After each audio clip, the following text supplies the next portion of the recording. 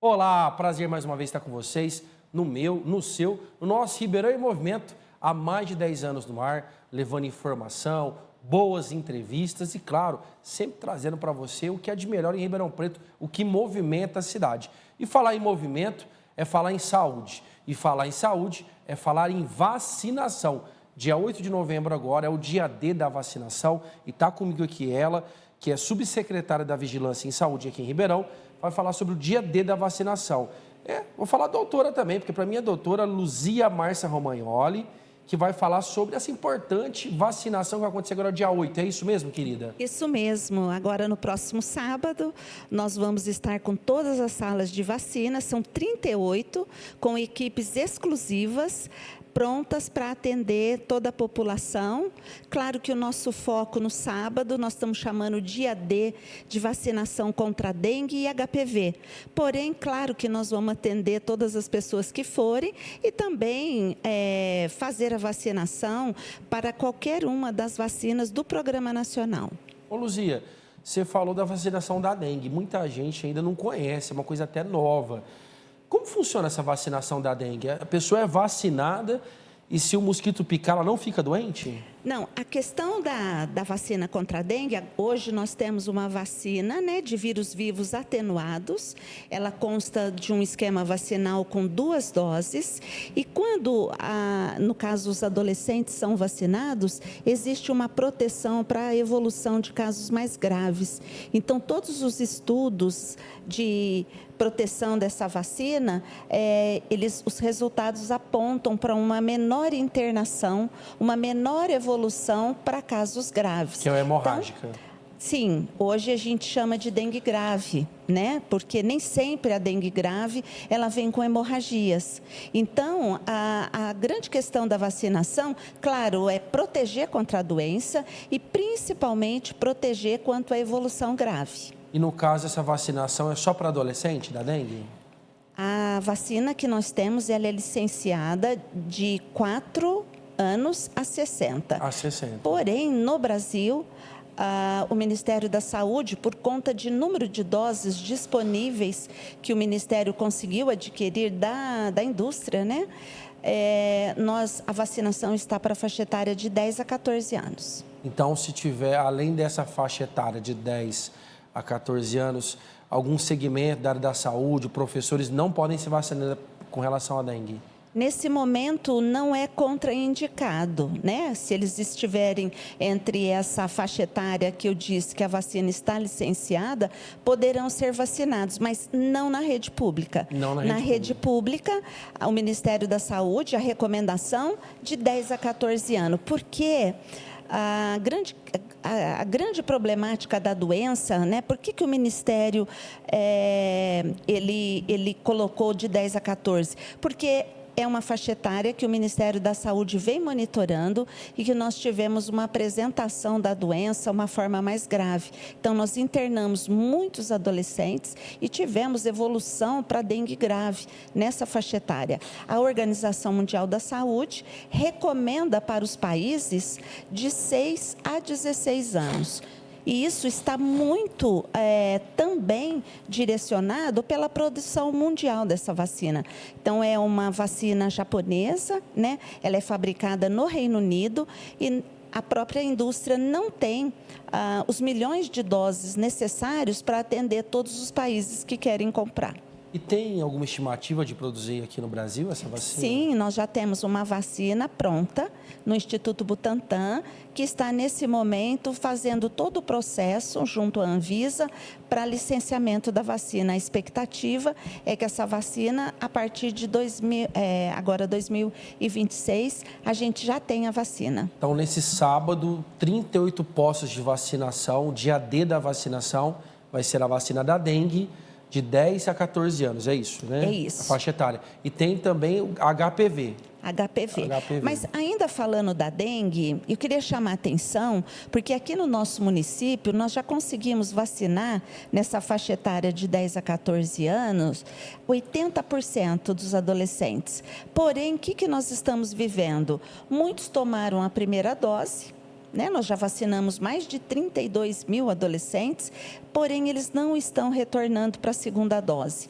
Quando nós olhamos para a cobertura da segunda dose, nós estamos aí em torno de 31% de cobertura. E isso é preocupante, porque, como eu disse, é uma vacina que ela precisa, para realmente você ter o efeito protetor e duradouro, precisa completar o esquema, que são 2 doses. Então, no caso, a nossa convocatória, além da vacinação para aqueles que nem iniciaram, também é para aqueles que tomaram a primeira dose, mas não retornaram. Não retornaram, é importante. Então, você que já se vacinou, é o momento de tomar a segunda dose. Sim. Qual que é o intervalo de uma dose para outra? O intervalo entre uma dose e outra, pelo esquema original, é um intervalo de 3 meses. Porém, como nós temos muitos adolescentes que se vacinaram lá no início do ano ou até o ano passado, independente do intervalo, é para comparecer para a segunda dose. A segunda dose, para ter eficácia de quanto tempo essa eficácia da vacinação? Então, os estudos, eles apontam até em torno de 4 anos. Olha até o momento. Que maravilha. Então, 4 anos a pessoa fica protegida de ter aí, né, a evolução da doença para grave, que no caso pode causar o óbito. Sim, e lembrando que os estudos apontam até esse período, mas outros estudos estão sendo feitos, inclusive para entender a duração dessa imunidade conferida pela vacina. Então, pessoal, não tem desculpa, é gratuita, é do SUS, é só ir para a unidade de saúde mais próxima. O posto de saúde, não é? Sim. São 38 aí postos de saúde que estão preparados para receber seu filho de 10 a 14 anos. Então, você que é mãe, que é pai, que é avô, que é vó, fale, oriente e leve até a unidade de saúde para tomar a vacina e se proteger. E vamos falar agora da HPV, né? Sim. Luísa? Outra vacina muito importante, outra vacina que nós estamos fazendo todo o esforço para conseguir cobertura.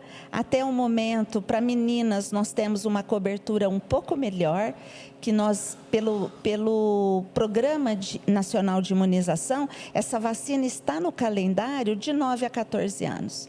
Então, para essa faixa etária, neste momento, aqui em Ribeirão Preto, apenas 73% das meninas receberam a dose dessa vacina. Quando a gente olha para os meninos, né, os meninos, ao longo aí da história da vacinação do HPV no Brasil, eles foram incluídos nessa vacinação de rotina um pouco mais tarde, mas mesmo assim a cobertura ela é inferior à das meninas e infelizmente a nossa cobertura está em 61%.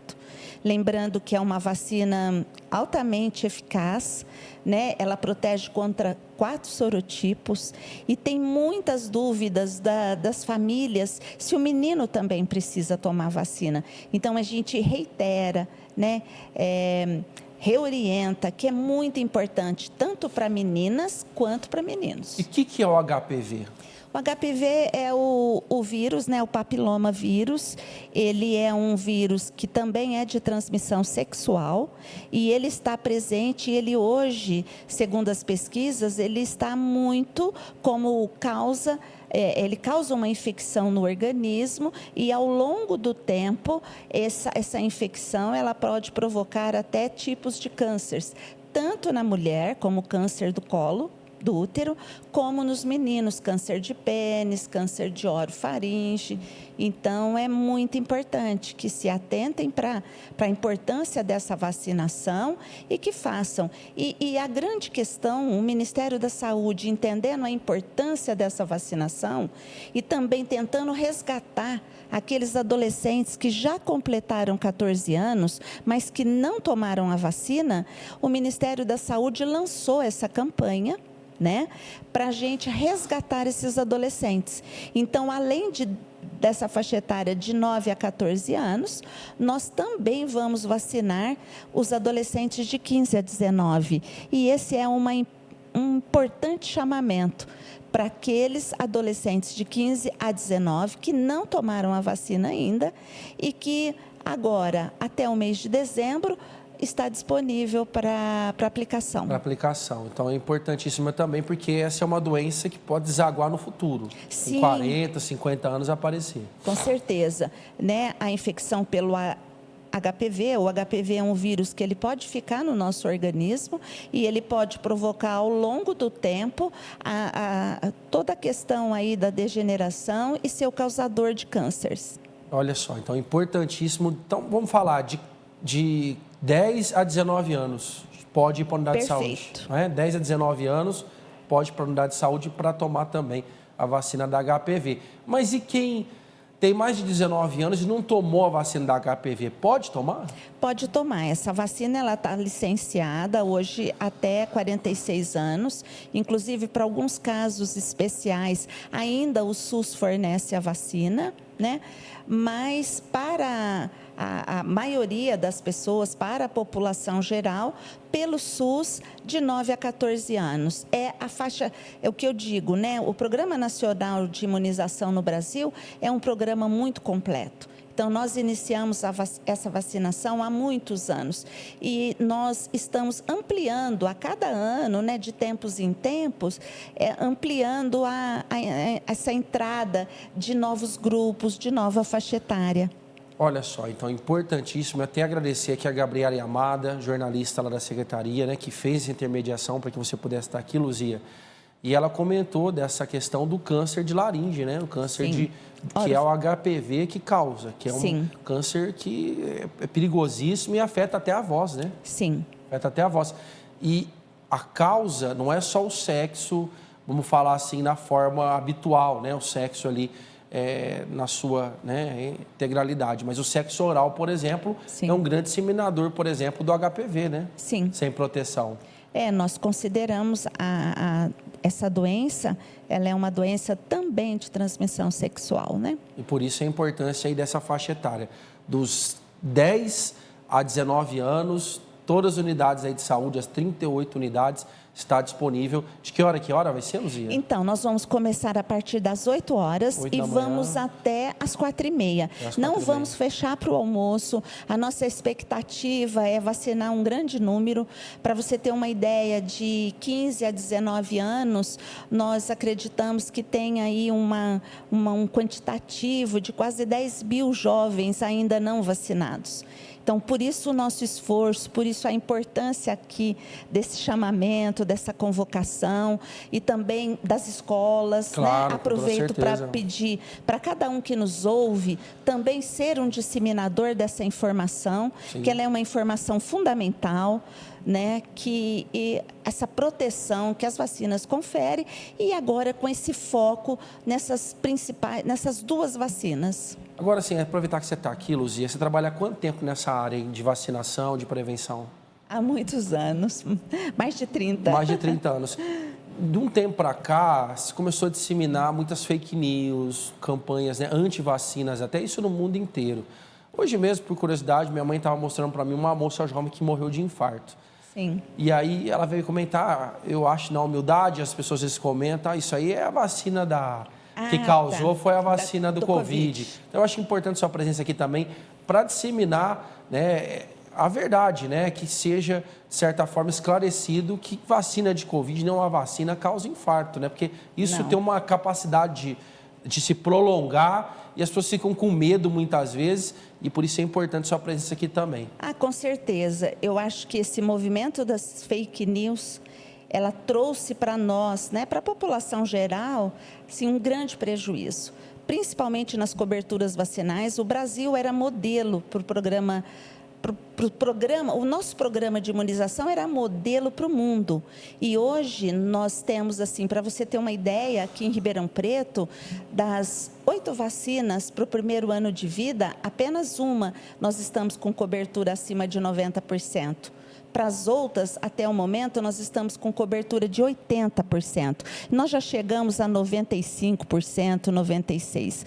Hoje, toda essa disseminação de informações, né, que nós falamos não verdadeiras e que trazem muito medo para as pessoas. Então, as pessoas, elas hesitam sobre a questão da vacinação. Esse é um movimento, né? Nós estamos combatendo diariamente o que nós estamos chamando de hesitação vacinal, ou seja, a dúvida que hoje está plantada nos responsáveis, nos pais, em nós adultos. Então, olha, o medo do infarto por conta da vacina da Covid, que é uma informação que não procede, que não tem nenhuma fundamentação, mas foi disseminada, e você combater isso. Então, hoje, o que nós precisamos combater é esse movimento de disseminar informações não verdadeiras, não científicas, né?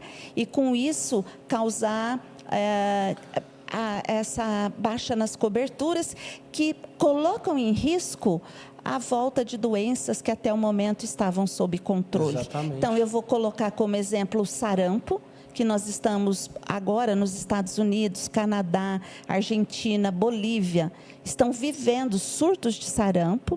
O Brasil está em alerta total para que esse vírus, né, ele foi reintroduzido, né? Nós temos casos importados, alguns casos autóctones já no Brasil, mas nós não podemos deixar crescer o número das doenças. Então, as fake news, elas promovem isso. E essa hesitação, essa dúvida, ela também está crescente na população, porque muitos pais, eles pensam assim, mas eu não estou vendo o caso de tal doença. Sim. Eu não estou vendo o caso de paralisia. Exato. Então, não precisa tomar vacina. Mais, exatamente. Mas essa não é um entendimento que ele deve fazer parte. Pelo contrário, nós devemos continuar vacinando para que essa doença realmente não volte, que a gente mantenha o Brasil livre da poliomielite, né? E também livre do sarampo, que agora a gente corre o risco aí de ter já um aumento no número de casos. E outras doenças, né? A coqueluche. Olha quantos casos nós tivemos de coqueluche, uma doença que praticamente estava sob controle. E também agora a Covid. Então, Covid é outra doença que as pessoas acham que acabou a pandemia, não há necessidade de vacinar. Não é verdade, né? Nós precisamos vacinar. Nós temos a vacina disponível para crianças a partir de 6 meses, no calendário, né, oficial para menor de 1 ano, e nós estamos com uma cobertura muito baixa. Olha só, outra Muitos pais não querem vacinar os seus filhos. E idosos, né? Que nós temos a vacinação disponível para trabalhadores da saúde. Nós acabamos agora, no mês de agosto, setembro, a ter um aumento no número de casos de Covid. Não só aqui em Ribeirão Preto, mas no Brasil como um todo, devido à chegada daquela nova variante. E nós observamos, assim, já uma taxa de transmissão um pouco maior, né? Neste momento, olha, influenza, vacina da gripe. Então, as vacinas, hoje em dia, elas são cercadas por essas informações que elas estão prejudicando, né? Elas não estão ajudando, como no passado, a que os pais ganhem confiança e falam, nós tínhamos campanhas no sábado que nós tínhamos mais de 20 mil pessoas vacinadas. Nós estamos muito longe disso. Às vezes trabalhamos um sábado inteiro para vacinar 4 mil pessoas. E eu acho interessante você falar isso, Luzia, porque algum dos argumentos de pais que eu já vi pela internet com relação a não vacinar é que fala assim, que ele teria a liberdade da escolha de não vacinar o filho dele, que se o outro quer vacinar, que vacine, mas essa é uma reflexão muito egoísta. Por quê?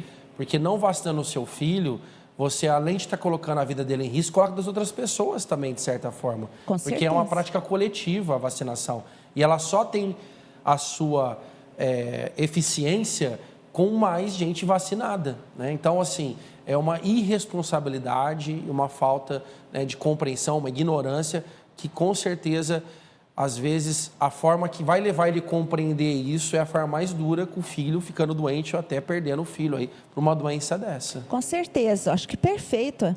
O que você trouxe é muito importante, porque a gente precisa lembrar que nós temos imunidade de rebanho, Isso. nós precisamos vacinar o maior número de pessoas, né?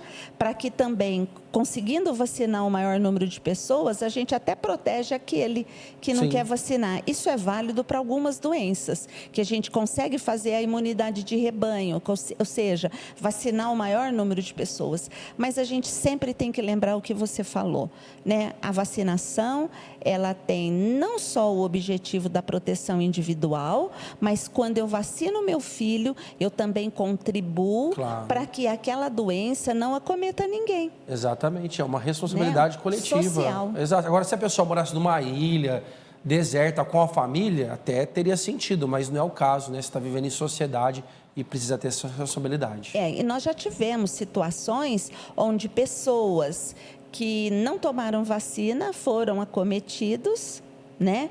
E que depois transmitiram para idosos, para outras Exato. pessoas que não podiam mais tomar, ou que já passaram da faixa etária. E não tem mais volta. E o arrependimento, nesse momento, É não tarde. dá a segunda chance. Mas tá aí o convite, dia 8, dia D da vacinação. É isso mesmo, né, Luzia? É isso, sábado. Sabadão, então das 8 às 16h30, na Unidade de Saúde mais próxima. Muito obrigado mais uma vez. Agradecer ao secretário de Saúde, toda a gestão aí da Prefeitura, por esse empenho, né, na campanha de vacinação. Eu que agradeço e deixo a convocação e peço para que todos os que nos ouvem façam também disseminar essa informação aí para sábado. Sábado é dia de vacina. Dia de vacina, dia de saúde, dia de vida. Obrigado, minha querida. E você não sai daí, temos mais saúde aqui agora. Vou falar com o Dr. Felipe, que vai falar do Novembro Azul. Você sabe o que é o Novembro Azul? Não sabe? Vai saber agora. Fique aí.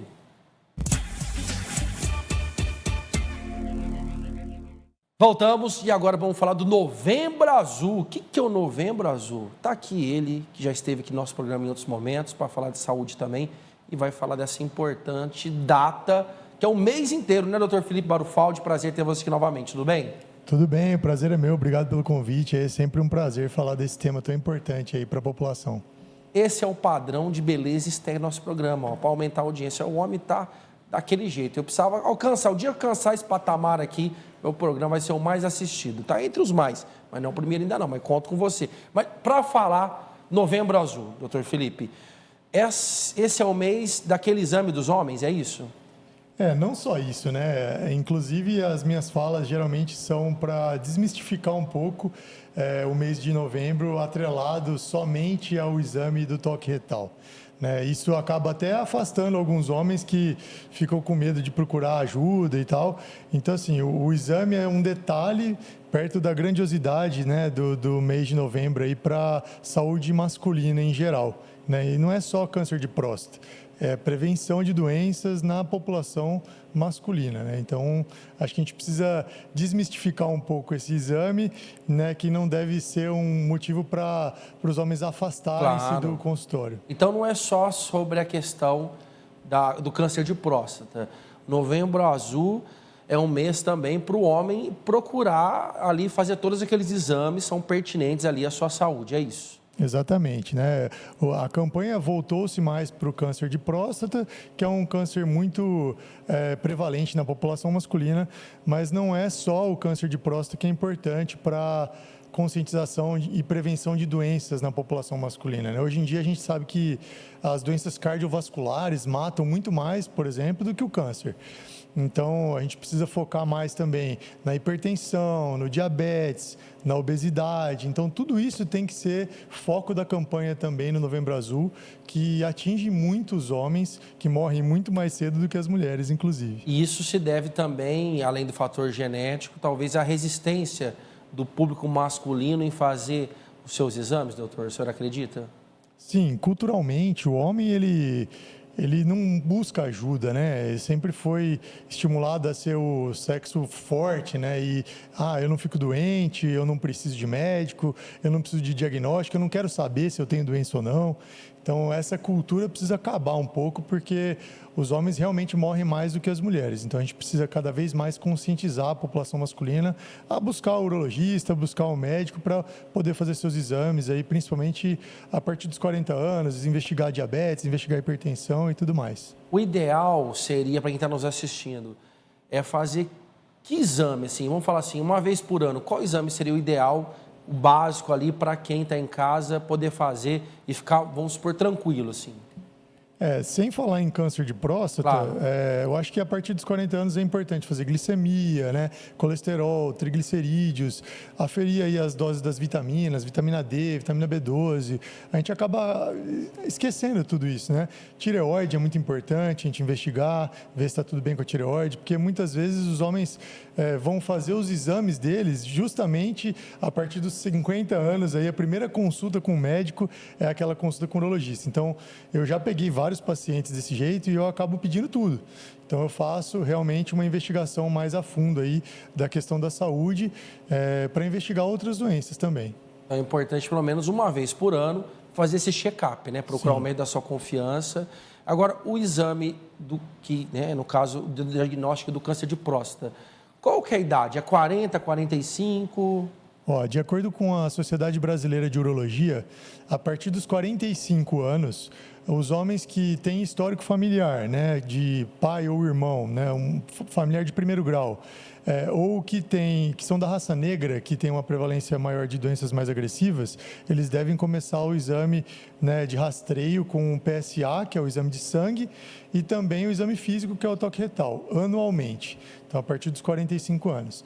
Para a população em geral, se não tem esses fatores de risco, a partir dos 50 anos, a mesma coisa, o toque e o PSA anual. O PSA normal para poder ter esse diagnóstico. Exato. Doutor, todo homem, quanto mais velho vai ficando, mais chances dele ter alguma doença ligada, por exemplo, ao câncer de próstata. Por exemplo, se um homem chegar aos 100 anos, dificilmente ele não vai ter um diagnóstico de câncer? Existe até um estudo que fala isso, né? Que com 100 anos, 100% aí vai ter câncer de próstata. Não é bem assim, mas o câncer de próstata ele é relacionado ao envelhecimento, sim.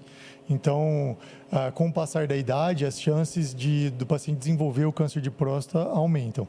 Então, por isso é importante ser diagnóstico muito precoce, né? Sim. Porque tendo tratamento, não vai ter problemas ali com relação a essa questão. Você falou também da questão cardiovascular, que é importante, né? E eu vejo que hoje isso é, na verdade, uma epidemia. Você também atende, sei que trabalha nessa área também do emagrecimento. E por que hoje é tão difícil as pessoas, principalmente após os 30, 35 anos, manter o peso adequado? Com o passar dos anos aí, o metabolismo vai desacelerando um pouco mais e a gente acaba tendo hábitos de vida hoje em dia que não são tão saudáveis como antigamente, né? Antigamente os trabalhos eram muito mais, né, ativos, as pessoas se movimentavam mais. Hoje em dia todo mundo sentado atrás do computador, comendo seu fast food, o lanchinho que não é tão saudável. Então isso traz o sedentarismo, né? Os hábitos de vida acabam contribuindo muito para esse ganho de peso e a dificuldade de perder peso.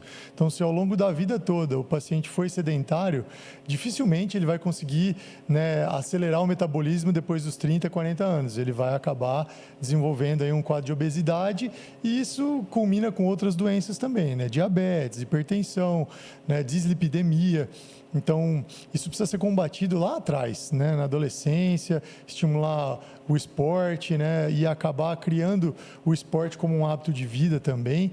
A alimentação saudável, hoje em dia a gente tem alimentos industrializados muito mais baratos do que os alimentos saudáveis, né? Antigamente era o contrário. A gente conseguia comprar aí um pezinho de alface mais barato, o brócolis, era tudo mais barato. Hoje em dia ter uma alimentação saudável é muito mais caro do que uma alimentação que a gente chama de junk food, aí, o lixo, né? Exato. Então, isso acaba também contribuindo para o desenvolvimento de doenças, e o câncer principalmente. O câncer está muito relacionado à obesidade, né? Diversos tipos de câncer. Câncer de cólon, enfim, câncer do aparelho urinário em si, câncer de próstata. Então, a gente tem diversos estudos aí relacionando o câncer à obesidade, hábitos de vida e alimentação. Então, assim, a receita, não sei se esse é o nome que a gente pode falar, é atividade física, né, doutor? Diariamente, se possível, uma academia.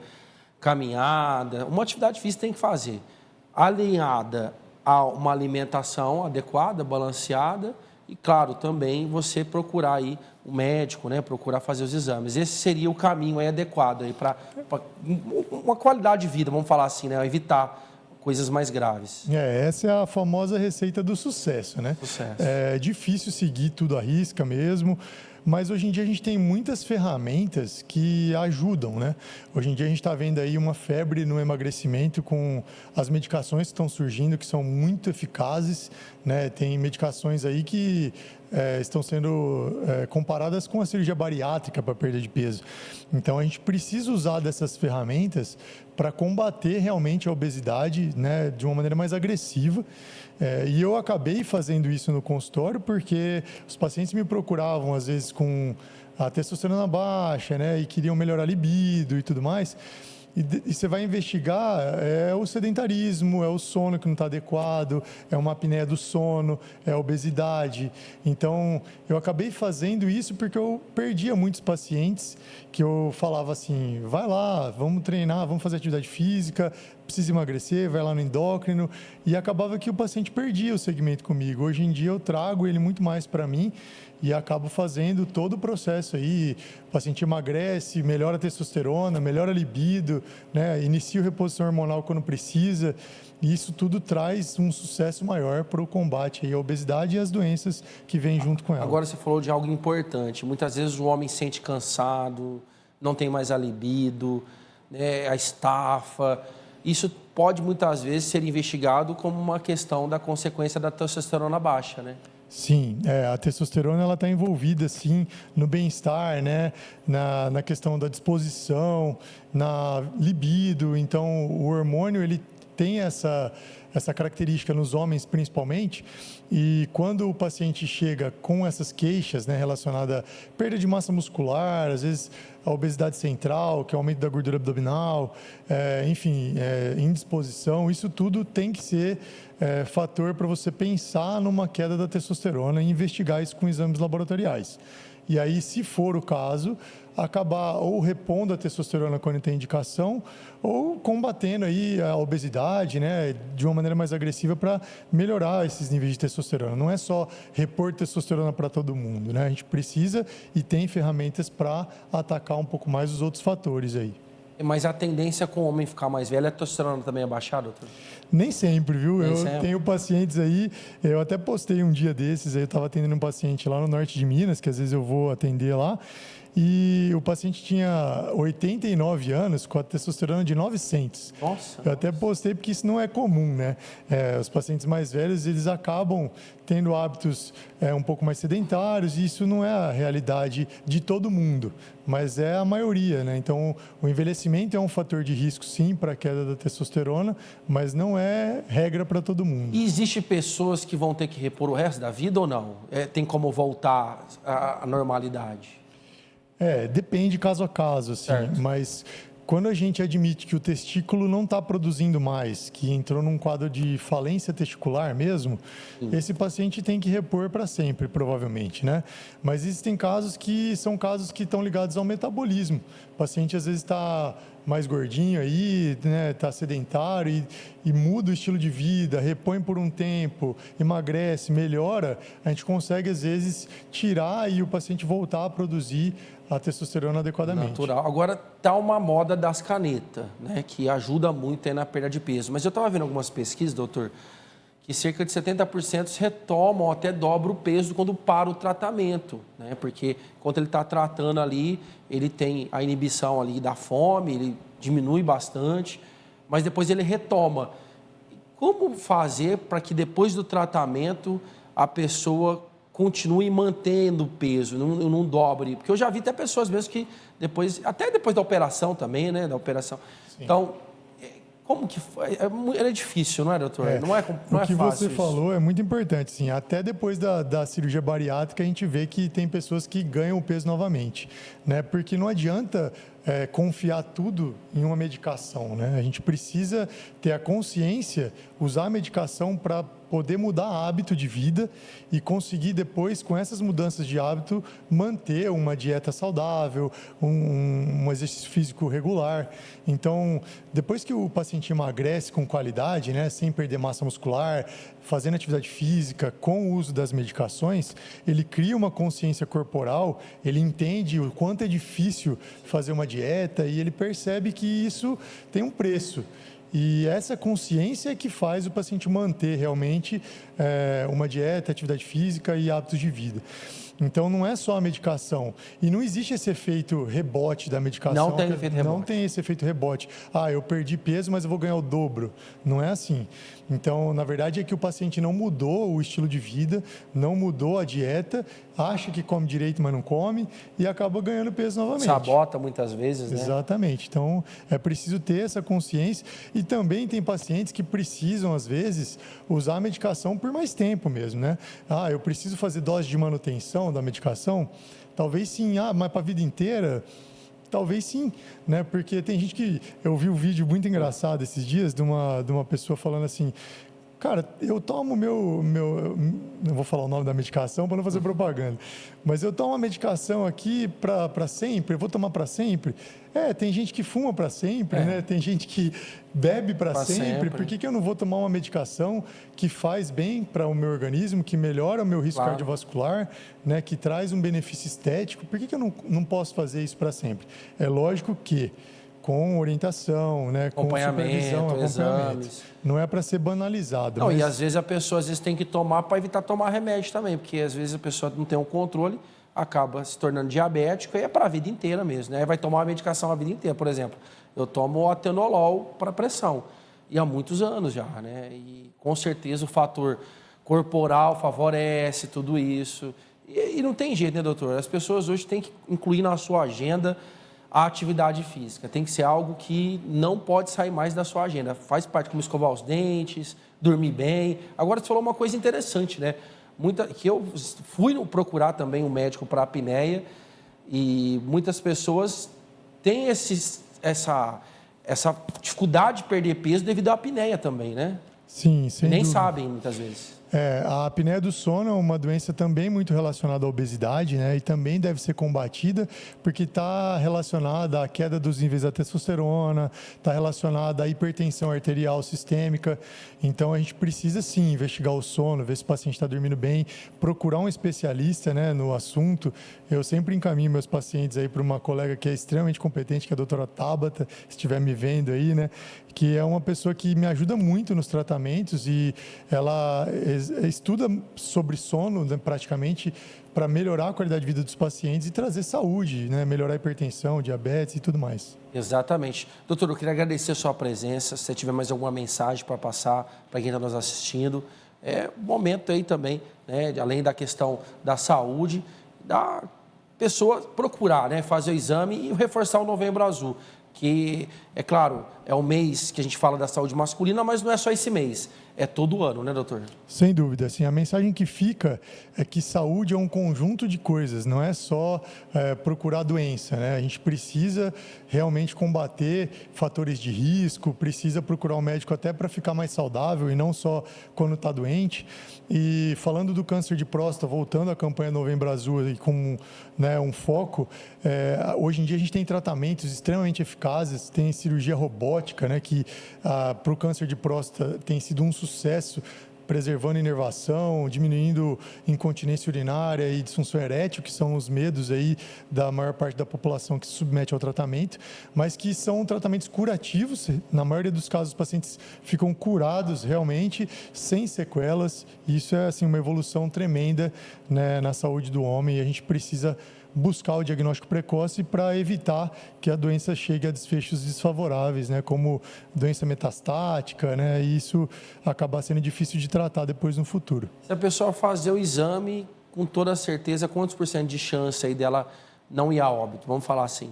Se a doença é localizada, né, e diagnosticada no começo, os pacientes têm mais de 90% de cura aí com a cirurgia ou radioterapia. É só fazer todo ano, não tem segredo, né? É todo ano, quem já está nessa faixa etária 45, se tem caso na família, e mais de 50. Se fizer todo ano, é difícil ter risco, não é? Exatamente. Se você tiver um acompanhamento anual com PSA, exame físico, dificilmente vai passar batido um tumor de próstata, porque ele é um tipo de tumor que demora para se desenvolver. É lento. Demora para evoluir. E é silencioso, né, doutor? Exatamente. Então, também, a gente lamenta, às vezes, que os pacientes cheguem num estágio avançado da doença, porque é muito difícil disso acontecer se ele tiver um acompanhamento anual, assim, é bem raro. E, às vezes, essa questão do preconceito, da ignorância, que leva a pessoa, às vezes, a perder a sua vida, não é? Exatamente. Sem tabu, Novembro Azul está aí para trazer mais informação e acabar com esse tabu aí de masculinidade frágil. Exato. Doutor, muito obrigado mais uma vez. Sempre é um prazer ter você aqui conosco, trazendo aí essa temática da saúde, da prevenção e da qualidade de vida. Eu que agradeço a oportunidade. Obrigado. Grande abraço. E você não sai daí, agora tem TV APOESP, com a nossa segunda vice-presidenta do Sindicato dos Professores e deputada estadual, professora Bebel, e, claro, Chico Poli com a TV O Demo. Não sai daí e até semana que vem.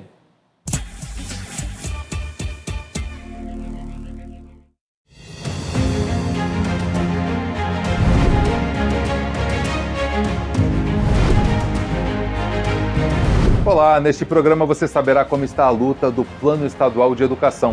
Vai conferir a defesa dos professores demitidos em licença médica. E vai conhecer a ocupação Ailton Krenak. Acompanhe com a gente. No dia 14 de outubro, tivemos o lançamento da Frente Parlamentar, que irá acompanhar a elaboração do Plano Estadual de Educação.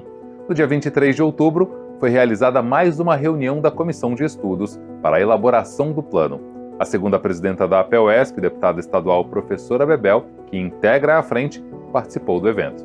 Na reunião que ocorreu na Secretaria da Educação do Estado de São Paulo, foi apresentado um diagnóstico estadual de acordo com as metas e objetivos previstos no Plano Nacional de Educação, que atualmente tramita no Congresso Nacional.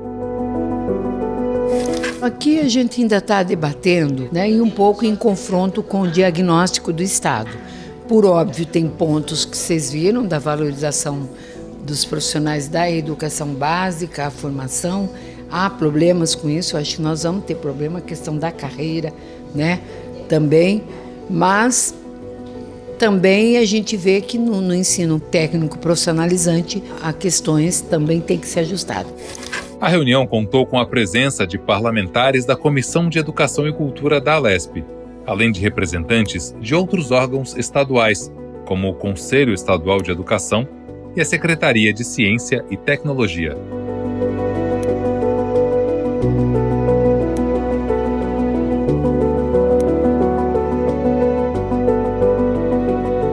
E a gente vai ter que ter um trabalho gigante para poder pôr as metas que fortaleçam, primeiro, a valorização dos profissionais da educação, a formação, a utilização da jornada do piso, que não é respeitada aqui no Estado, o piso salarial, você viu, não fui só eu, todo mundo fala, e ao mesmo tempo os conceitos que se tem de profissionais da educação para a educação infantil. Em breve terão início as reuniões das comissões temáticas e a APOESP, por meio de sua representante na frente parlamentar, promete estar presente para defender as demandas da categoria. Acho que foi um debate, foi válido, vários olhares, essa que é a riqueza. Agora, mais rico fica quando a população começa também, ela, ter acesso a esses dados que estão saindo daqui. No dia 28, terça-feira, a professora Bebel subiu novamente à tribuna da Assembleia Legislativa para defender a categoria dos ataques do governo do Estado. Eu quero tocar um pouco, no assunto da educação, os professores. Eu estou incomodada com essa secretaria, com esse governador. Eles estão me pedindo uma greve, eles vão ganhar. Por quê? Nós ganhamos uma ação liminar garantindo que os professores que perderam as aulas nas salas de leitura do PROAT e o juiz, deputado e meu sempre senador Suplicy, ele até estendeu para os outros que tivessem doente a partir de 3 de junho deste ano, ou seja, retroagiu os efeitos de ter que reintegrar, devolvê-los para o posto de trabalho. É isso, né? Porque tinham sido demitidos. E o governador não cumpre a liminar, não cumpre a lei. O juiz deu 15 dias, tá? Tá no prazo, mas não precisa ir até o término do prazo. Tem que cumprir. Por quê? Porque são os mais de 600 professores. Olha, ainda se a gente estivesse falando de um número, né? Porque que eles consideram faltosos os professores que vão ao médico. E aí, se você for 3 vezes ao ano, se for admitido em caráter precário, é demitido. Se for efetivo, é tirado da sala de leitura, ou do PROAT, ou, sei lá, cai na jornada menor, perde jornada. Então, eu acho isso um brincar com a vida de pessoas. Falou-se aqui na reforma administrativa. Eu não vou falar da tribuna, eu vou estar lá em Brasília, lutando contra a reforma administrativa. A deputada e professora também falou sobre a reforma administrativa que está em pauta no Congresso Nacional. Recentemente eu fiz uma audiência pública aqui na LESP, debatemos esse tema, né? Ficou claro que o servidor público vai ser tratado a pão e água, né? E menos Estado, na verdade, quando você propõe uma reforma administrativa que prevê, né, acabar com a estabilidade, tenho certeza de uma coisa: é o Centrão querendo, né, enxugar mais ainda do que já é enxuto o Estado. Nós precisamos de mais policiais, nós precisamos de mais agentes de saúde, mais pessoas que trabalham na saúde, nós precisamos de professores, nós precisamos de todos os servidores públicos, seja deste Estado ou deste país. Portanto, não a reforma administrativa, e amanhã eu estarei lá na luta, porque esta reforma, ela é uma reforma para desmontar um Estado que pode ser indutor, que pode ajudar nas políticas públicas. E a gente tem que ter claro que tudo que prevê demissão, que prevê, a gente tem que, no mínimo, entender que se passou no concurso, está garantido. Então, o concurso público, concluindo, deputado, ele é a porta de entrada, isso é defesa da PUESP, que estará lá amanhã em Brasília também, com uma Confederação Nacional dos Trabalhadores de Educação, para forçar a retirada desse PL. Muito obrigada, senhor presidente. Direto do Itaú Cultural, a ocupação Ailton Krenak convida o público a mergulhar na trajetória e no pensamento de um dos maiores líderes indígenas do Brasil, propondo uma nova forma de pensar o presente e o futuro.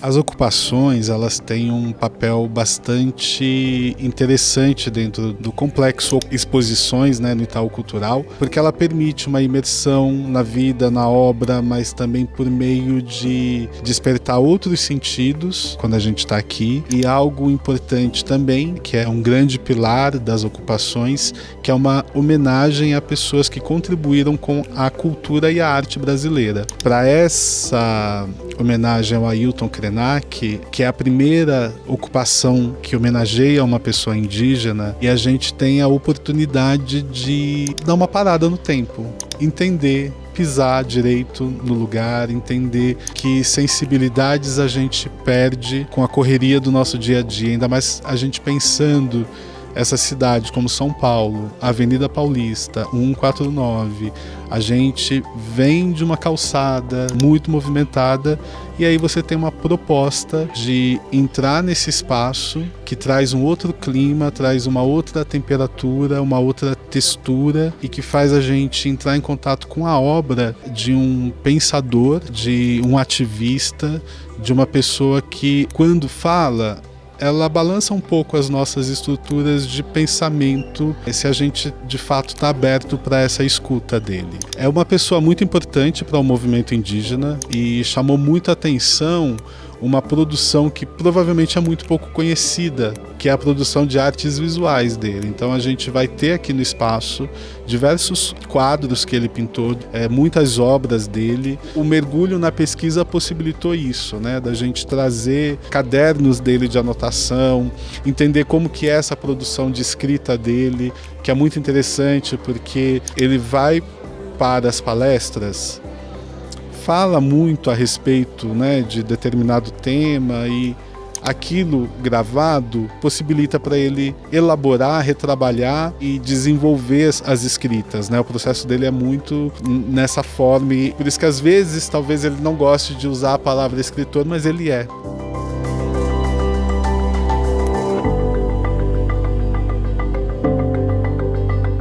Então, até dia 23 de novembro, de terça a domingo, aqui na Avenida Paulista 149, venham para a ocupação Menamin Ailton Krenak.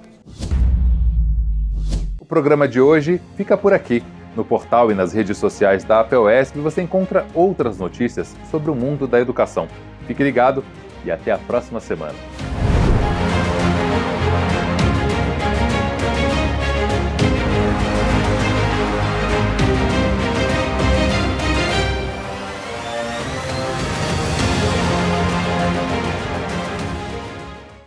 Colegas, vem aí o novo PNE, Plano Nacional de Educação, para o decênio 2025-2035. Para quem gosta de números, aqui vão alguns. O projeto original contém 18 itens, 18 objetivos, 88 metas e 261 estratégias. Recebeu 3.070 emendas parlamentares. Em seguida, foi protocolado um substitutivo, com 19 itens, 19 objetivos, 63 metas e 354 estratégias. 2 desafios. Primeiro, vamos ver se vocês conseguem adivinhar qual profissional da educação pública foi escolhido, mais uma vez, para ser crucificado. Segundo, das 20 metas do atual PNE, em vigor até o fim desse ano, quantas foram cumpridas?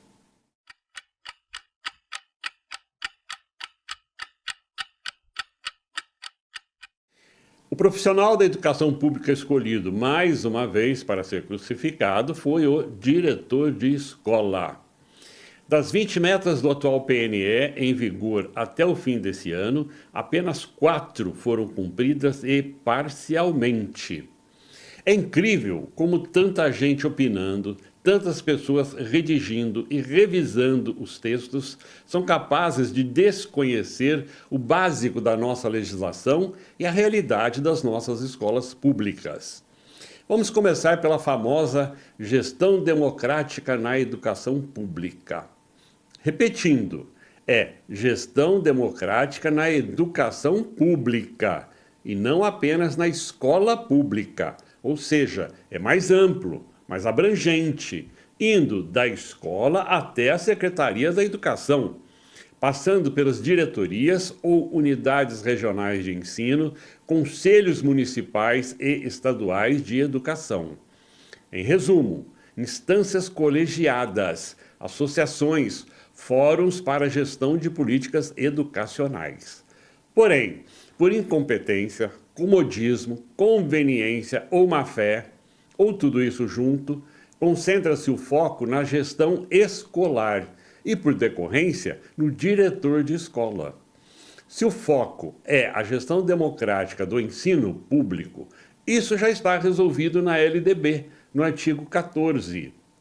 Lei dos respectivos estados e municípios e do Distrito Federal definirá as normas da gestão democrática do ensino público na educação básica, de acordo com as suas peculiaridades e conforme os seguintes princípios. 1. Participação dos profissionais da educação na elaboração do projeto pedagógico da escola. 2. Participação das comunidades escolar e local em conselhos escolares e em fóruns dos conselhos escolares ou equivalentes. Portanto, É isso que a lei define como gestão democrática nas escolas públicas. Nenhuma menção à eleição para diretor de escola ou escolha pela comunidade. Voltando ao PNE, texto original e substitutivo, deparamos-nos com algumas impropriedades e absurdos nas metas. Assegurar que todos os diretores escolares sejam selecionados com base em critérios técnicos e em consulta à comunidade escolar. Assegurar que todos os diretores de escolas públicas sejam selecionados de acordo com critérios técnicos de mérito e desempenho ou a partir de escolha realizada com a participação da comunidade escolar dentre candidatos aprovados previamente em avaliação de mérito e desempenho. Uma das emendas apresentadas ao substitutivo determina que o provimento do cargo de diretor escolar se dê mediante eleição pela comunidade escolar. Parece que esse pessoal quer separar o diretor do corpo escolar para facilitar a ingerência indevida dos governos de plantão nas escolas, a terceirização e a privatização da rede pública de educação básica. Parece, mas há uma certeza: eles desconhecem totalmente a legislação que rege a matéria. A Constituição Federal, artigo 206, caput, inciso 5. O ensino será ministrado com base nos seguintes princípios: valorização dos profissionais da educação escolar, garantidos, na forma da lei, planos de carreira com ingresso exclusivamente por concurso público de provas e títulos aos das redes públicas. LDB, Lei de Diretrizes e Bases da Educação Nacional, Lei nº 9394 de 96, artigo 67, caput, inciso 1, parágrafo 2º. Os sistemas de ensino promoverão a valorização dos profissionais da educação, assegurando-lhes, inclusive nos termos dos estatutos e dos planos de carreira do magistério público, 1. Ingresso exclusivamente por concurso público de provas e títulos. Parágrafo 2º. São consideradas funções de magistério as exercidas por professores e especialistas em educação no desempenho de atividades educativas quando exercidas em estabelecimento de educação básica em seus diversos níveis e modalidades, incluídas, além do exercício da docência, as de direção de unidade escolar e as de coordenação e assessoramento pedagógico. Constituição do Estado de São Paulo, artigo 115, caput, inciso 2. Para a organização da administração pública direta e indireta, inclusive as fundações instituídas ou mantidas por qualquer dos poderes do Estado, é obrigatório o cumprimento das seguintes normas. 2. A investidura em cargo ou emprego público depende de aprovação prévia em concurso público de provas ou de provas e títulos. D. O Supremo Tribunal Federal. Já é pacífica a jurisprudência no sentido de que, para a administração pública, não há previsão constitucional de eleição para provimento de cargos públicos. Portanto, colegas, essas questões já estão resolvidas, e bem resolvidas há bastante tempo. Seria mais interessante e útil que os nobres parlamentares se ocupassem dos reais problemas da nossa educação pública, principalmente a falta de professores, docentes especialistas, a valorização desses profissionais, a falta de escolas, a infraestrutura precária das escolas, a falta de água potável, rede de esgoto, climatização, internet, acessibilidade, extinção dos cursos noturnos, extinção da educação de jovens e adultos, etc., etc. Voltaremos ao assunto, colegas.